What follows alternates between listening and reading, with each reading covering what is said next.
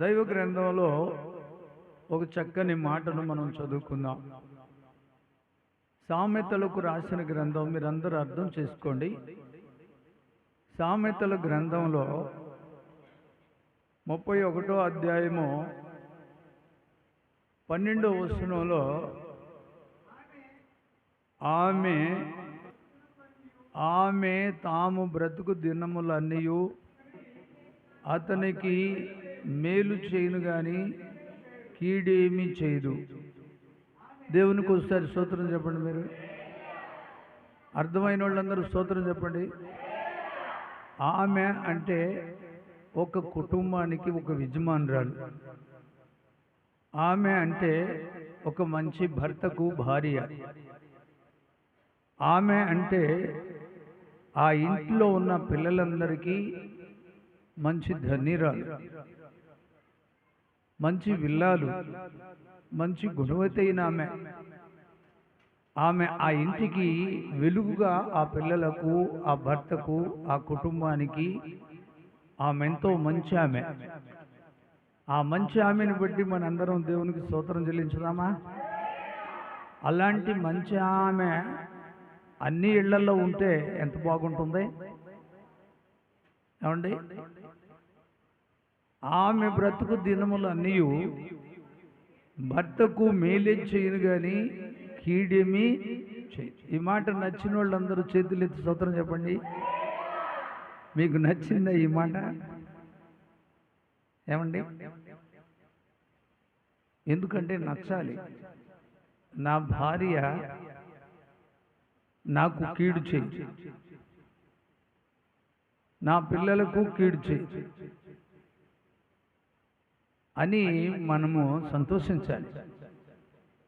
ప్రతి కుటుంబంలో భార్య భర్త ద్వారా ఆనందించేటట్లుగా ఉండాలి.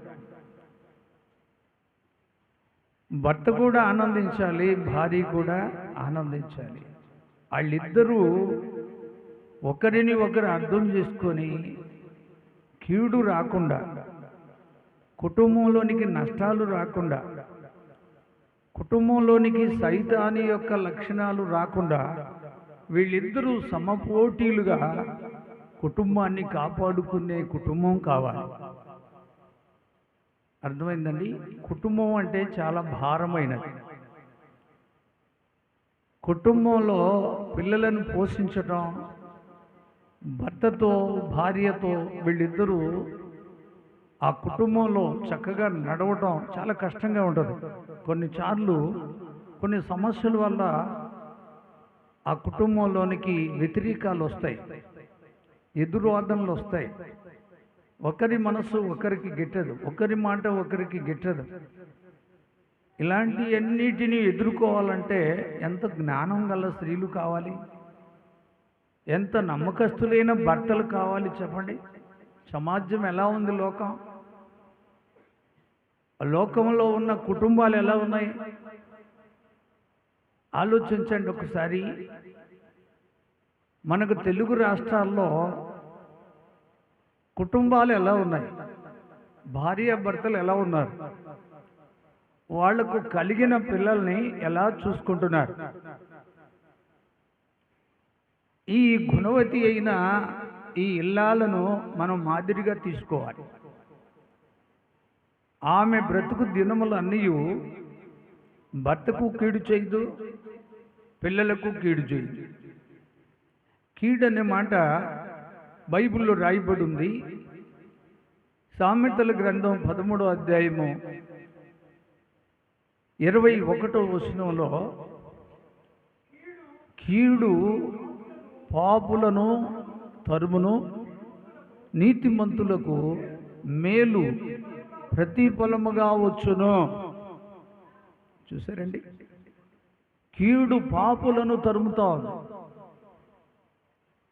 నీతిమంతులకు మేలు ప్రతిఫలముగా వస్తా. అలా ఆ దీవెనలు మీ అందరి మీదకి దేవుడు ప్రసాదించునుగాక.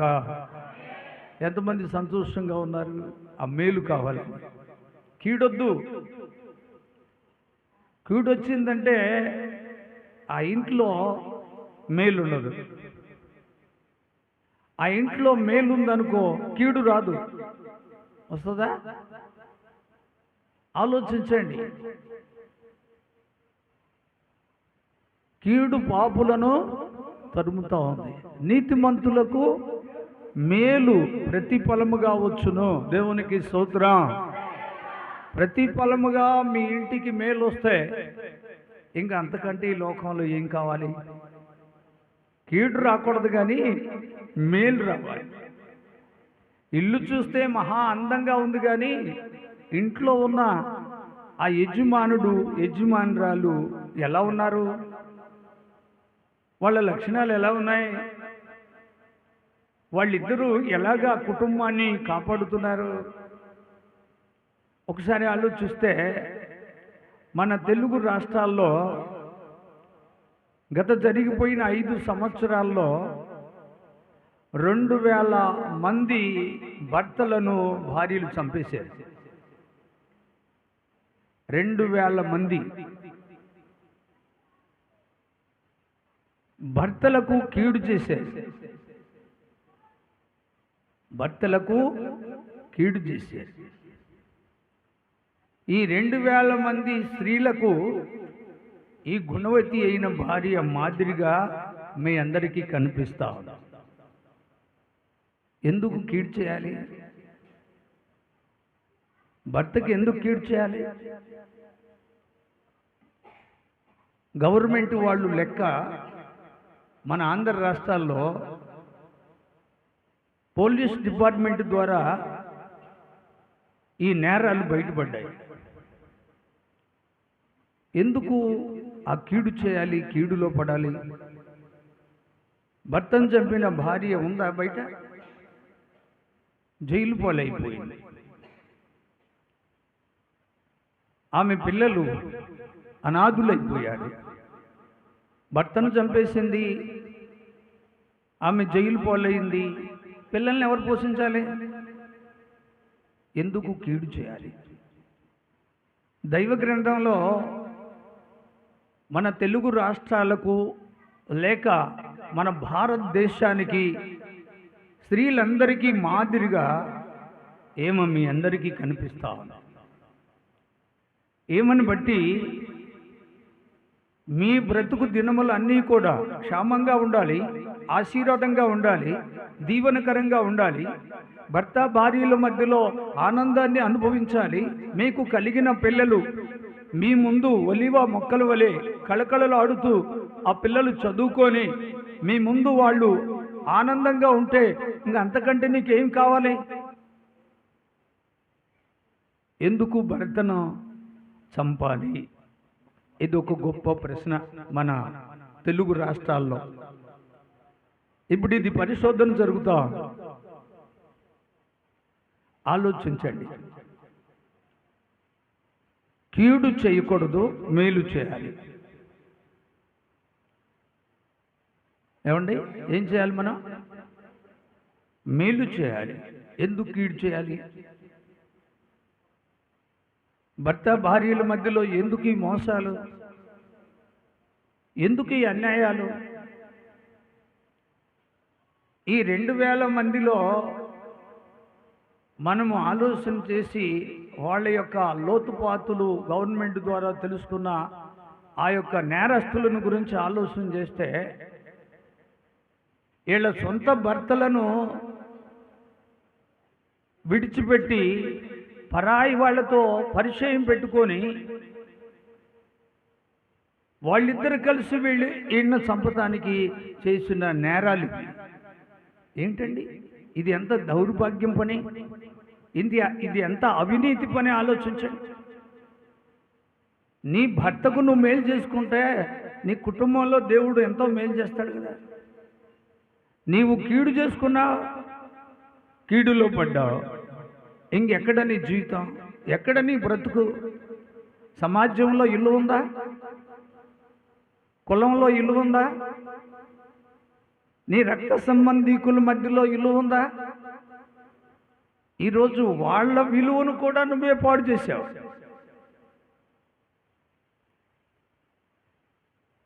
ఇది చాలా ఘోరమైన పాపాలు. పాపాలలో కూడా ఇది చాలా నమ్మకమైన పాపాలు.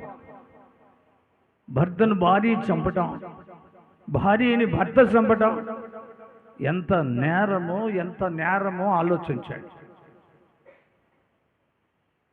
మన ఆంధ్ర రాష్ట్రం పాడైపోయింది. సీరియాల ద్వారా వాళ్ళు ఏ రకంగా అయితే నటన, ఏ రకంగా అయితే చేయరాని అని చేస్తున్నారో వాటి నమోను నేర్చుకొని వాటిని బట్టి ఈరోజు కుటుంబాల్లో వీళ్ళు ప్లాన్ వేసుకొని భర్తను చంపవలసిన కాడు చంపేస్తున్నారు, భార్యని చంపవలసిన కాడు చంపేస్తున్నారు. వాటిని బయటికి రాకుండా మాపు చేయాలని ఎంతో జాగ్రత్తలు పడుతున్నారు. కానీ ఖచ్చితంగా అది బయటకు వస్తాయి. పాపము దాగదు, చెడుతనం దాగదు. ఇది మనం గుర్తుపెట్టుకోవాలి. ఎందుకంటే దైవ గ్రంథంలో మీ అందరికీ మాదిరికరమైన ఒక స్త్రీ, ఆమె భర్తకు అన్యాయం చేయలేదు. ఆమె బ్రతుకు దినములన్నీ ఆ కుటుంబానికి మేలు చేసింది, భర్తకు మేలు చేసింది, పిల్లలకు మేలు చేసుకుంది, ఆమె మేలు చేసుకుంది. కుటుంబంలో శాంతి, సమాధానం, మెండైన ఆశీర్వాదాలు, ఇరుగు పొరుగు వారి మధ్యలో మంచి విల్లాలు. దేవునికి స్తోత్రం. ఎంతకంటే ఏం కావాలండి మనిషి జీవితంలో? ఏం కావాలి? ఎందుకు అంత ఖర్చు వచ్చింది నీకు? భర్తను చంపేంత కుట్ర ఎందుకు వచ్చింది? బయటి ప్రపంచంలో ఆ బయట జరిగేవన్నీ ఆ నమోను నువ్వు కూడా నేర్చుకున్నావు. నేర్చుకొని నీ కుటుంబాన్ని నీ చేతలారా పాడు చేసుకుంటున్నావు. నీ సొంత భర్తను చంపేస్తున్నావు, నేరస్తురాలు అవుతున్నావు, చివరికి జైలు పాలైపోయావు, నీ పిల్లలు అనాథులు అయిపోయారు. ఇదంతా ఎవరి ద్వారా జరిగింది? నీ ద్వారానే. ఇది చేయరాని పాపాలు. చెప్పండి, ఇలా ఎందుకు జరుగుతుందని తెలుగు రాష్ట్రాల్లో నాయకులకు ఆశ్చర్యం అయిపోతా. పోలీస్ డిపార్ట్మెంటు కింద స్థాయిలో నుండి పై స్థాయి వరకు అధికారులు బిత్తరకపోతున్నారు. వాళ్ళకి అర్థం కాక ఏమిటి అన్యాయం? చేయరాని ఘోరాలండి ఇవి.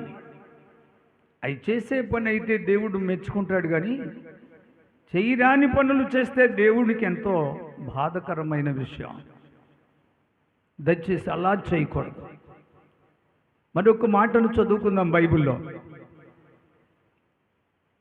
సామెతల గ్రంథం 19వ అధ్యాయము 26వ వచనంలో, తండ్రికి కీడు చేసి తల్లిని తరిమివేయువాడు అవమానమును అపకీర్తి కలుగు చేసుకుంటున్నాడు. చూశారండి, భార్యలు ఈ విధంగా కీడు చేస్తూ ఉంటే పుట్టిన కుమారులు కూడా కీడు చేస్తున్నారు. తండ్రికి కీడు చేస్తున్నారు, తల్లిని తరిమేస్తున్నారు. ఇది చేయొచ్చునా?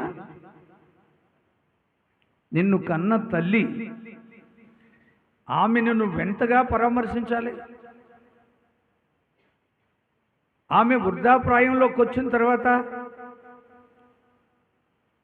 ఆమెను నువ్వు ఎంత గౌరవించాలి. తల్లిని ఇంట్లో నుండి తరిమేసే కొడుకులు ఎంతోమంది ఉన్నారు లోకంలో. తండ్రికి కీడు తెచ్చేవాళ్ళు ఎంతోమంది ఉన్నారు. బైబిల్ గ్రంథంలో తప్పిపోయిన కుమారుడు కూడా తండ్రికి కీడు చేశాడు. చేయలేదా? కీడు చేశాడు. తప్పిపోయిన కుమారుడు ఉపమాన రీతిలో చెప్పాడు. అది పరలోక తండ్రికే కీడు చేశాడు. ఆయన తండ్రి ఇచ్చిన ఆస్తి దుర్వ్యాపారాలకు, చెడు పనులకు ఖర్చు పెట్టినందున పరలోక తండ్రికే అతను కీడు చేశాడు.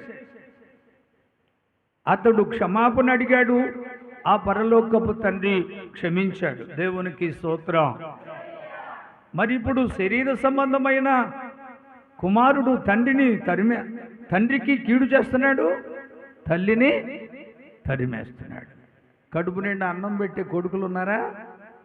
ఏమండి, ఒక్కొక్కళ్ళని డిగ్రీలు చదివించి, డాక్టర్లుగా చదివించి, ఇంజనీర్లుగా చేసి, తల్లి కష్టపడి వాడిని పరామర్శించి, వాడిని పోషించి, సంరక్షించి, ఆ తల్లిదండ్రులు చెమట కార్చి ఆ పిల్లోడిని అంత ప్రయోజకుడిని చేస్తే తండ్రికి కీడు చేస్తున్నాడు, తల్లిని తరిమేస్తున్నాడు. మీ ఇళ్లలో ఉన్నారో లేదో ఇలాంటి కొడుకులు? మన 2 తెలుగు రాష్ట్రాల్లో ఉన్నారు.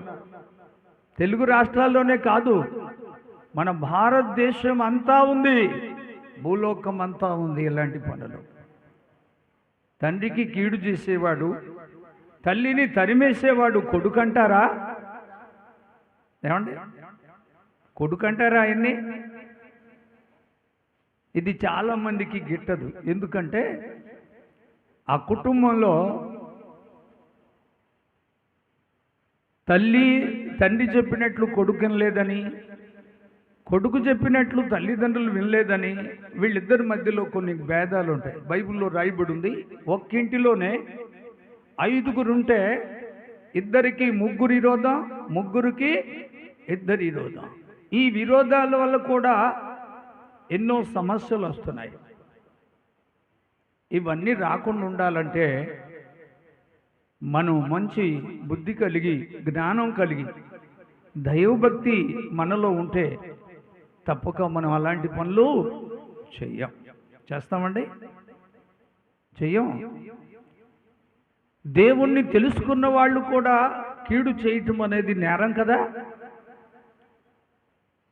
దైవభక్తి చేస్తూ ఉదయం లేచిన కాడి నుంచి దేవుడు దేవుడని దేవుని మాట చెప్తూ లోపల ఎన్ని కీడులు జరుగుతున్నాయి. లోపల చేసిన కీళ్ళెన్ని బట్టబయలుగా గవర్నమెంట్ వాళ్ళు పట్టుకోవట్లేదా? ఈ 2000 కేసులు గవర్నమెంట్ వాళ్ళు ఈరోజు బయటకు తీసుకొచ్చారు. అవి దాపరికంగా జరిగిన హత్యలు. అందుకని బైబిల్ గ్రంథంలో మరో సత్యం ఉంటుంది. సామెతల గ్రంథం 1వ అధ్యాయము 16వ వచనంలో మనం చూస్తే అక్కడ ఒక సత్యం కనపడుతుంది. కీడు చేయుటకై వారి పాదములు పరిగెత్తును, నరహత్య చేయుటకై వారు త్వరపడుదురు. వింటున్నారా? కీడు చేయడానికి వీళ్ళు ఏం చేస్తున్నారు? పరిగెత్తుతున్నారు. ఇదే పరుగులో ఉంది ఇప్పుడు ఈ లోకం. కీడు చేయటానికే వాళ్ళ యొక్క ప్లాన్లు, వాళ్ళ యొక్క ఆలోచన. త్వరపడుతున్నారు కీడు చేయటానికి, నరహత్య చేయటానికి త్వరపడుతున్నారు. ప్రతి ఇంటిలో మరణం పొంచి ఉంది. ప్రతి ఇంటిలో ఉన్న భార్యలో సైతాను ప్రవేశిస్తున్నాడు, భర్తలోనికి సైతాను ప్రవేశిస్తున్నాడు. వాళ్ళ యొక్క ఆలోచనలు సరిగా లేవు, వాళ్ళ యొక్క నడవడి సరిగా లేదు. హృదయ అంతరంగం అంతా సైతాను యొక్క కుయుక్తితో ఆ కుటుంబంలో విరోధ భావాలతో బ్రతుకుతున్నారు. కానీ అది మంచి మనసుతో వాళ్ళు ఉండటం లేదు. ఇదంతా నటన కుటుంబంలో. ఎందుకు నటన అంటే కీడు హృదయమంతా నింపుకొని కీడు చేయటానికి పరిగెత్తుతున్నారు, నరహత్య చేయటానికి త్వరపడుతున్నారు. ఇప్పుడు ఈ భూలోకం అంతా ఇలా పాడైపోతా ఉంది. దీన్ని బాగు చేసుకోవాలంటే ఎవరికి వాళ్ళే జాగ్రత్త పడాలి. నీ కుటుంబంలోనికి కీడు రాకుండా నువ్వు జాగ్రత్త పడాలి. దైవ గ్రంథంలో 1 పేతురు రాసిన పత్రిక 3వ అధ్యాయము 11వ వచనంలో అతడు కీడు నుండి తొలగి మేలు చేయవలెను, సమాధానమును వెతికి దాన్ని వెంటాడవలెను. చేతులెత్తి దేవుని స్తోత్రం చెప్పండి. ఏమండి, ఎందుకు కీడు చేయాలి? కీడు చేసుకుంటే నీ కుటుంబానికే నష్టం, నీ భార్యకే నష్టం, నీ భర్తకే నష్టం, మీ పిల్లలకే నష్టం. అందుకనే పేతురు చెప్తున్నాడు పరిశుద్ధాత్మతో, అతడు కీడు నుండి తొలగాలి, కీడు ఆలోచనలు అతనిలో నుండి పోవాలి. ఆమెలో కీడు ఉండకూడదు, కీడు ఆలోచనలు ఉండకూడదు. ఒకవేళ ఆమె కీడు చేయాలనుకుంటే ఆమె పాదాలు పరిగెత్తుతున్నాయి కీడు చేయటానికి. ఆయనలో కీడు ఆలోచనలుంటే నరహత్య చేయటానికి అతను పాదములు రెడీగా సిద్ధంగా ఉన్నాయి. జాగ్రత్త పడాలి. దేవునికి స్తోత్రం. లోకంలో ఈ రోజు బ్రతకాలంటే చాలా కష్టం. భర్త భార్యని నమ్మే రోజులు కావు. 2000 మంది స్త్రీలు భర్తలను చంపారంటే ఇక మిగతా భర్తలకు దౌటా కాదా? అనుమానించాల్సిన అవసరాలు ఈరోజు వస్తూ ఉన్నాయి. ఎవరిని నమ్మే రోజులు చెప్పండి? ఏమండి, ఎవరిని నమ్ముతా? భర్త భార్యని మోసం చేస్తున్నారు, భార్య భర్తను కూడా మోసం చేస్తున్నారు. ఇది ఒకరిని ఒకరు మోసం చేసుకుంటున్నారు కానీ ఒకరికి ఒకరు సహాయం చేసుకోవట్లేదు. అసలు మనం సృష్టించబడింది ఎందుకు? భార్యాభర్తలుగా మనల్ని ఎందుకు ఆయన స్వీకరించాడు? ఒకరికి ఒకరు తోడు. బ్రతికినంత కాలం ఒకరి ఒకరు మేలు చేసుకోవాలి, ఒకరికి ఒకరు తోడుగా ఉండాలి. ఒకరికి కష్టం వస్తే మరొకరు ఆదుకోవాలి. ఇద్దరు కలిసి కుటుంబాన్ని నడిపించుకోవాలి. అంతేగాని కుటుంబంలో నువ్వు నేరస్తురాలువై జైల్లో పడి కుటుంబ పరువులు, నీకున్న విలువలు మంటగలిపి నీ దరిద్రత బతికే కంటే ఇప్పుడే కీడు నుండి తొలగాలి. కీడు ఆలోచనలు నీలో ఉండకూడదు. దేవుడు అంటాడు, దుష్టుని ఆలోచన చొప్పున నువ్వు నడవద్దు అని. నీలోనికి దుష్టుడు వచ్చాడు, భర్తను చంపమని త్వరపెడుతున్నాడు, తొందరగా నిన్ను పురిగొల్పుతున్నాడు, నీలో ఆలోచనలు పెడతా ఉన్నాడు. అలాంటి ఆలోచనలు రాకపోతే ఒక మనిషి చంపాలంటే మామూలు మాటేనా? ఇది చాలా తేలికైపోయింది, చాలా తేలికైపోయింది. పురుషులు కూడా మహాదరిద్రతగా ఉన్నారు. భార్యలను నిలువున ప్రాణం తీస్తా ఉన్నారు. ఇక వాళ్ళ అచ్చులైతే లెక్కే లేవు. ఈ 2000 మంది స్త్రీలను ఎందుకు పరిశోధించింది గవర్నమెంట్ అంటే, స్త్రీలు ఎంత దుర్మార్గులా, స్త్రీలకే అన్యాయం జరుగుతుంది అనుకున్నాం, కానీ స్త్రీలే ఇంకా అన్యాయం చేస్తున్నారు. ఒకరిని మించి ఒకరు అన్యాయం చేసుకుంటున్న లోకాలి, ఒకరిని మించి ఒకరు కుటుంబాలను పాడు చేసుకుంటున్న లోకాలు. ఇలాంటి పాడైపోతున్న ఈ యొక్క లోకంలో మనం జాగ్రత్తగా ఉండాలి. దేవునికి స్తోత్రం. మన బిడ్డలను మనం కాపాడుకోవాలి. ఏమండి, ఈ దినాల్లో ఎంత మంచి భార్య అయినా ఆమె మీద ప్రేమ జల్లారిపోయి, కొత్తలో బాగున్నాడు, కొత్తలో ఒక ఎంతగా చూసుకున్నాడు, రాను రాను ఆమె పాతగా కనిపించింది. ఈయన బయట ప్రపంచంలో ఎన్నో రకాలుగా తిరుగుతూ ఉన్నాడు. ఇదేమి పోయిందంటే, ముందు ఏమో అడ్డం వచ్చింది, ముందు ఏమైనా చంపేయాలి, ఏమైనా చంపేస్తే ఈయన ఆమెతో స్వేచ్ఛగా తిరుగుతా బ్రతుకుతూ ఉంటాడు. ఇలాంటి సమాజం కుళ్ళిపోయింది, చెడిపోయింది. మనిషి జీవితాల్లో అంతా కీడే. ఒక్కళ్ళన్నా తల్లికి కడుపు నిండా అన్నం పెట్టేవాళ్ళు ఉన్నారా? తండ్రిని మర్యాదగా చూసేవాళ్ళు ఉన్నారా? కొంచెం వాళ్ళు వయసు ముదిరిందంటే, వాళ్ళ ద్వారా ఆదాయం లేదంటే వాళ్ళను పట్టించుకునే కొడుకు లేడు, వాళ్ళను చూసేవాళ్ళు లేరు. వాళ్ళ ద్వారా ఇంకా ఆదాయం అయిపోయింది. వాళ్ళ ద్వారా నీకు అన్ని పనులు చక్కపరుచుకున్నావు, అన్నిటినీ నువ్వు కలిగి నువ్వు పైకి వెళ్ళిపోయావు, ఎదిగిపోయావు. ఇక వాళ్ళతో పని లేదు. బైబిల్ గ్రంథంలో చక్కని మాట ఉంటుంది. సామెతల గ్రంథం 20వ అధ్యాయము 20వ వచనంలో,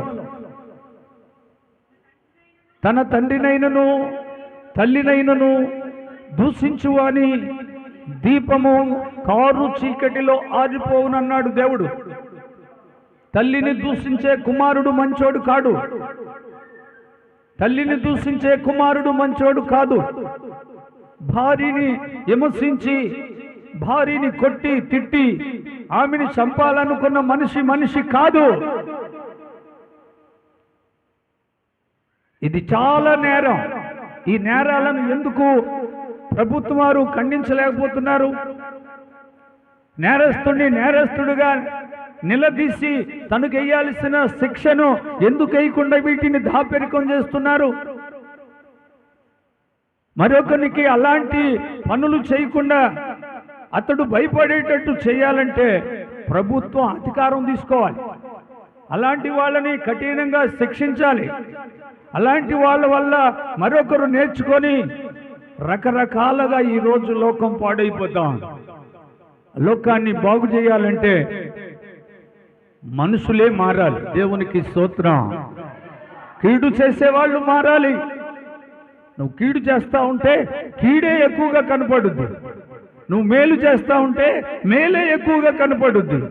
ఈరోజు 30% వంతు కీడు చేస్తున్నారు.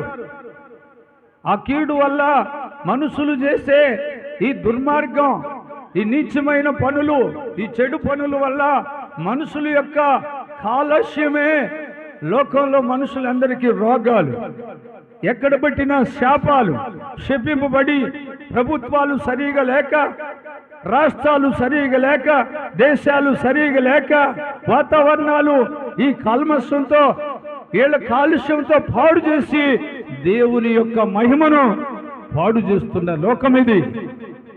ఈ లోకంలో మనం చాలా జాగ్రత్తగా ఉండాలి. దేవునికి స్తోత్రం చెప్పండి ఒకసారి. ఇలాంటి కొడుకులు ఉన్నారు అంటే ఈ చర్చిలో ఇదిగో ఒక్క కుమారుడే ఉన్నాడు. అతని పేరు రవి. వాళ్ళమ్మకి 100 సంవత్సరాలు వచ్చాయి. ఇప్పుడు కూడా ఒక పసి పిల్లోడిని కానీ చూసినట్టు చూస్తాడు. ఆయన భార్య కూడా ఆమెనంతా పరామర్శిస్తాడు. ఆమెకి ఇంట్లో మొదటి స్థానం ఇచ్చారు వాళ్ళు. ఇలాంటి కొడుకులుంటే లోకం బాగుపడుద్ది. దేవునికి స్తోత్రం కలుగునుగాక. ఏమండి, అర్థమవుతుందా? తల్లి లేనిది కొడుకు ఎక్కడి నుంచి వచ్చాడు? తండ్రి లేనిది కొడుకు ఎక్కడి నుంచి వచ్చాడు? వీళ్ళిద్దరూ పోషించకపోతే నువ్వు అంత ఆఫీసరవు కావుగా, అంత ఆస్తి నీకు ఉండదుగా. చాలా జాగ్రత్తగా ఈ లోకంలో కీడులో నుండి మనం బయటికి రావాలి.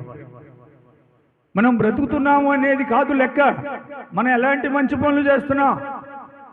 మన తల్లి మనల్ని కని, మనల్ని పోషించి సంరక్షించి, మన మీద ఉన్న మురికి ఆమె అంటుకొని, ఆమె ఆకలి కలిగి మనకు తృప్తిగా భోజనం పెట్టి మనల్ని ఎంతోళన చేస్తే ఈరోజు నువ్వు తల్లిని అవమానపరుస్తావా?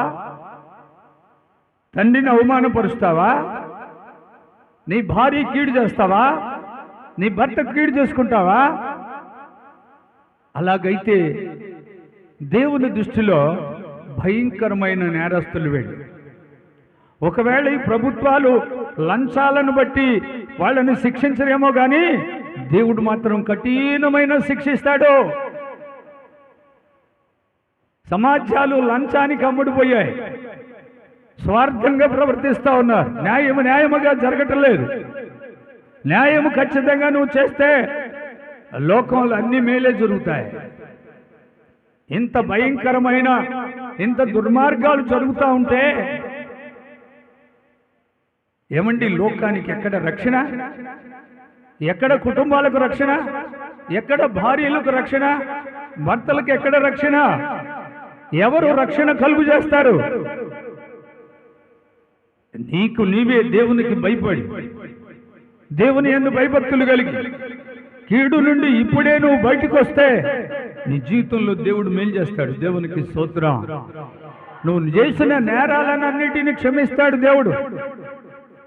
దేవుడు సృష్టికర్త, అధికారం గలవాడు, పాపిని క్షమించగలవాడు, పడిపోయిన స్థితిలో ఉంటే లేపేవాడు, చెడిపోయిన స్థితిలో ఉంటే బాగు చేసేవాడు. ఆయన్ని మించిన వారు ఎవరూ లేరు. ఆయన నీతో అంటున్నది ఏంటంటే, కీడు నుండి తొలగు, మేలు చేయి, సమాధానమును వెతుకు, దాన్ని వెంటాడు. దేవునికి స్తోత్రం. ఇప్పుడే నీ భార్య కీడు చేస్తున్నావు, చాలా దరిద్రతంగా ఉంది నీ కుటుంబం, అప్పులు పాలైపోయావు, నిందల పాలైపోయావు, ఆరోగ్యాన్ని పాడు చేసుకున్నావు, శాంతి లేదు, సమాధానం లేదు, తల్లిదండ్రులు దూరం అయిపోయారు, తల్లిదండ్రులు కీడు చేశావు, అన్నదమ్ములకు దూరం అయిపోయావు, అన్నదమ్ములకు కీడు చేశావు. ఎక్కడ సమాజంలో నీ బ్రతుకు బాగుంటది? ఆఖరికి దేవుడే నీకు దిక్కు, దేవుడే నీకు దారి చూపగలవాడు, దేవుడే నీ దరిద్రతను బాగు చేయగలవాడు. ఒక్కసారి నువ్వు చేస్తున్న కీడు మానేస్తావా? కీడు మాటలు మానేస్తావా? కీడు ఆలోచనలు మానేస్తావా? ఏమంటే ఎందుకు కీడు చేయాలి భార్యకి? ఆమె నీ రక్తంలో, నీలో సగం భాగస్తురాలు కదా. నీకు కష్టం వస్తే ఆమె కన్నీరు గారుస్తుంది కదా. ఆమెను ఎందుకు నిలువంగా నువ్వు ప్రాడు చేస్తున్నావు? ఎందుకు చంపుతున్నా? భర్తను ఎందుకు చంపాలి? ఏంటంత దుర్మార్గం? అది మనిషి జీవితమేనా? అది మనిషి కుటుంబమేనా? ఈ లోకంలో నువ్వు మనిషివే కాదా? ఒకసారి నేను అడుగుతున్నా నిన్ను, చెప్పండి. పచ్చి అబద్ధాలు, లెగిస్తే మోసాలు, అన్యాయాలు, అక్రమాలు. ఈరోజు నేను చెప్పే మాటలు మీకు ఎంతో విరోధంగా ఉంటాయి. నేను చెప్పే సత్యం. నువ్వు మనిషివైతే కీడు చేయొద్దు, మేలు చేయి. చేతనైన వరకు మేలు చేయి. అది ఈ లోకంలో మనం బ్రతకవలసిన బ్రతుకు. మంచివాళ్లకు దేవుడు ఎన్నో మేలులు చేస్తాడు, మంచివాళ్లకు దారి చూపిస్తాడు దేవుడు, మంచివాళ్లను ధైర్యపరుస్తాడు దేవుడు, మంచివాళ్లను కాపాడుతాడు దేవుడు. చెడ్డోళ్లను కాపాడుతాడా? చెడు చేసుకుంటా పోతా ఉంటే, నీ ఇష్టానుసారంగా ప్రవర్తిస్తూ ఉంటే, నిన్ను చూసి అందరూ భయపడుతున్నారని నువ్వు అనుకుంటే, చివరికి నువ్వే లోకంలో ఉండి భయపడి పారిపోతావు. సాంసోను తల్లికి కీడు చేశాడు, తండ్రికి కీడు చేశాడు, చివరికి తన సొంత భార్యకు కూడా కీడు చేశాడు. తన యొక్క రక్త సంబంధికులు ఇశ్రాయేలు ప్రజలందరికీ కీడు చేశాడు. ఆఖరికి ఆ కీడులోనే చనిపోయాడు ఆయన. ఎంత భయంకరమైన కీడు ఆలోచించండి దయచేసి. ఇప్పుడే ఏ కీడైతే నీలో దాగుందో, ఏ కీడైతే నీ బుర్రలో ఉందో, ఏ కీడైతే హృదయంలో గూడు కట్టుకొని ఉందో, ఏ కీడైతే నిన్ను పాడు చేస్తా ఉందో, దాన్ని విసర్జించు. దాని మీద ఈ రోజు నుంచి పోరాడు. అయ్యో, నా భార్య కీడు చేశాను, నన్ను క్షమించు, ఆమెకి 100 రెట్లు నేను మేలు చేస్తాను. దేవునికి స్తోత్రం. నేను ఎవరికైతే కీడు చేశానో వాళ్లకు నేను మేలు చేస్తాను ప్రభువా. జక్కయ్య అన్నట్టు. దేవునికి స్తోత్రం. ఆయన ఉద్యోగం చేసేటప్పుడు అందరికి కీడు చేశాడు, అందరినీ మోసం చేశాడు. అన్ని మోసాలు చేసినాక తన మనసు మారిపోయింది. యేసు ప్రభు మీదకి వెళ్ళింది ఆయన దృష్టి. ప్రభువును చూడాలని మేడి చెట్టు ఎక్కాడు.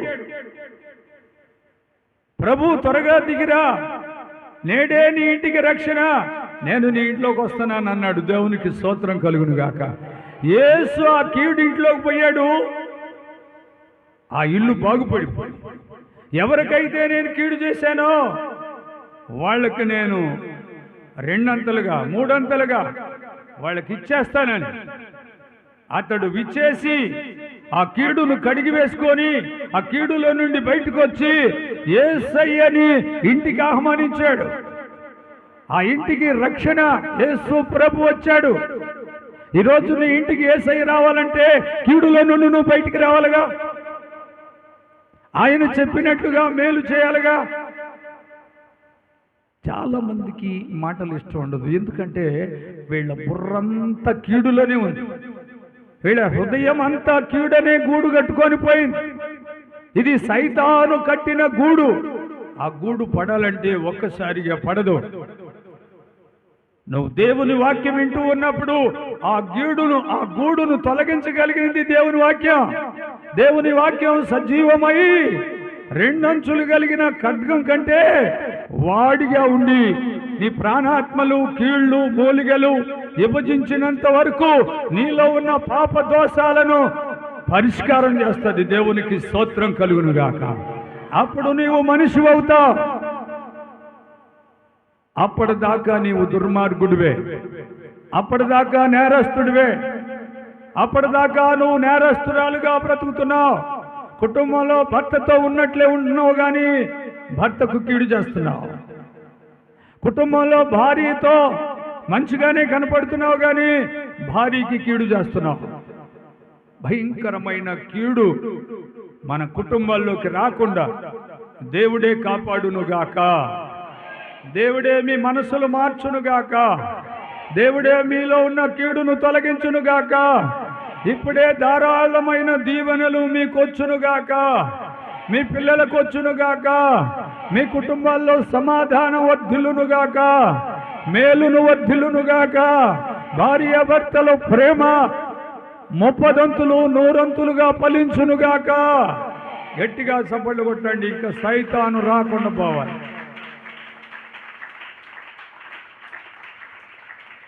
నేను ముగింపులో చెప్తున్నాను, లోకం 95% కీడు చేస్తున్న మనుషులు కనపడుతున్నారు. వాళ్ళ వల్ల లోకం పాడైపోయి, కాలుష్యం అయిపోయి, రోగాలు ఎక్కువయ్యాయి, శాపాలు ఎక్కువయ్యాయి, శాంతి లేదు, సమాధానం లేదు, మరణాలు ఎక్కువ, మానభంగాలు ఎక్కువ, హత్యలు ఎక్కువ, నేరాలు ఎక్కువ, ఒకరినొకరు దోసుకోవటం, ఒకరినొకరు అన్యాయం చేసుకోవటం, ఒకరినొకరు మోసం చేసుకోవటం, విచ్చలవిడిగా లోకమంతా మురికి గుంట అయిపోయింది. ఈ మురికి గుంటల నుండి కాపాడబడాలంటే పరలోక దేవుడు కావాలి. దేవునికి స్తోత్రం. పరలోక దేవుడు కావాలి, సృష్టించిన దేవుడు కావాలి, జన్మనిచ్చిన దేవుడు కావాలి, రూపమిచ్చిన దేవుడు కావాలి. నీకు మంచి భర్తనిచ్చాడు, మంచి భార్య ఇచ్చాడు, మంచి పిల్లలు ఇచ్చాడు, మంచి ఉద్యోగం ఇచ్చాడు, మంచి బిల్డింగ్ ఇచ్చాడు. ఈరోజు మంచి భోజనం తింటున్నావు, సుఖంగా బ్రతుకుతున్నావు. ఎందుకు కీడు చేయాలి? కీడు చేయడం మనిషి పని కాదు. కీడు చేయడం దుష్టుని పని, మేలు చేయడం దేవుని బిడ్డల పని. దేవునికి స్తోత్రం. మరి ఇప్పుడు చెప్పండి, మేలు చేస్తారా కీడు చేస్తారా? చేతులు ఎత్తి చెప్పండి. ఒకవేళ నేను అదే పోగొట్లో ఉంటాను, ఈ రోజే నా భార్యని చంపేస్తాను, ఈ రోజే నా భర్తను చంపేస్తాను అని ఇంకా నువ్వు కక్ష సాధించాలనుకుంటే దేవుని చేతిలో నువ్వు శిక్షించబడతావు. మానుకో, ఇప్పుడే మానుకో. ఈ క్షణంలో ఈ వాక్యం వింటుండగా, ఈ దైవ గ్రంథంలో నుండి శ్రేష్టమైన మాటలు నీ జీవితాన్ని కదిలిస్తుండగా, నీ బుర్రను కదిలిస్తుండగా, నీ అవయవాలను కదిలిస్తుండగా, నీ లోపల ఆందోళన కదులుతుండగా, నువ్వు చేసిన నేరాలన్నిటికీ నువ్వు భయపడుతున్నావు. ఇప్పుడే ప్రభు దగ్గర క్షమాపణ అడిగితే నీ జీవితంలో ఉన్న 100 నేరాలను క్షమించగలడు దేవుడు. దేవునికి స్తోత్రం. తలలు వంచండి, కళ్ళు మూసుకునండి. మీ కొరకు నేను ప్రార్థన చేయబోతున్నా. ఆ పరమ తండ్రి అయిన యేసు ప్రభు, సృష్టికర్త అయిన దేవుడు, కీడు చేస్తే దేవుడు ఒప్పుకోడు. కీడు చేసే వారికి ఆయన ముఖము విరోధంగా ఉంది. మేలు చేసే వాళ్ళకి దేవుడు సహాయపడతాడు. ఈ లోకంలో ఎంతో మంది కుటుంబాలు పాడైపోతున్నాయి, ఎంతో మంది స్త్రీలు జీవితాలు పాడైపోతున్నాయి, ఎంతో మంది పురుషులు జీవితాలు పాడైపోతున్నాయి. వాళ్ళ కన్న పిల్లలు, చిన్న పిల్లలే అనాథులుగా చేస్తున్నారు. వాళ్ళు చేసే ఆ చెడు పని వాళ్ళ జీవితాలకు ఎంతో ప్రమాదకరమైపోతుంది. ఏ ప్రభుత్వాలు ఆపలేవు, ఏ అధికారులు ఆపలేరు, ఎవరి వల్ల కాదు. నీ కీడును తొలగించి నిన్ను కాపాడగలిగిన సమర్థుడు దేవుడు. ఆయన మాత్రమే నిన్ను రక్షించగలడు. ఆయన సృష్టికర్త, ఆయన పరమ తండ్రి యెహోవా. ఆయన దగ్గరికి పరిగెత్తుకుంటారా, క్షమాపణ అడుగు. దేవుడు నిన్ను క్షమించి నీ కుటుంబంలో కాపాడుతాడు, నీ నేరాలు తొలగిస్తాడు. దేవానికి స్తోత్రం. ఈ విశ్రాంతి దినాన మీరు మా జీవితాల కొరకు మాట్లాడారు, మా కుటుంబాల్లో భార్యాభర్తలు జరుగుతున్న అన్యాయాలు మాట్లాడారు, మా పిల్లలు అనాథులై చెట్టుకొక్కళ్ళు గుట్టుకొక్కళ్ళు అయిపోతున్నారు. తల్లి నేరస్తురాలై జైల్లో ఉంది, తండ్రి నేరస్తుడై జైల్లో ఉన్నాడు. అయ్యా, లోకమంతా పాడైపోతుంది, యేసయ్యా మీరే కాపాడండి. మా తెలుగు రాష్ట్రాల్లో తెలుగు ప్రజలందరినీ కాపాడండి. మా భారతదేశంలో ఉన్న ప్రజలందరినీ కాపాడండి. భూలోకంలో ఉన్న దేశాలు ప్రజలందరినీ మీరే రక్షించి కాపాడి మహిమ పొందమని యేసు నామములో అడుగుతున్నాను తండ్రి, ఆమేన్.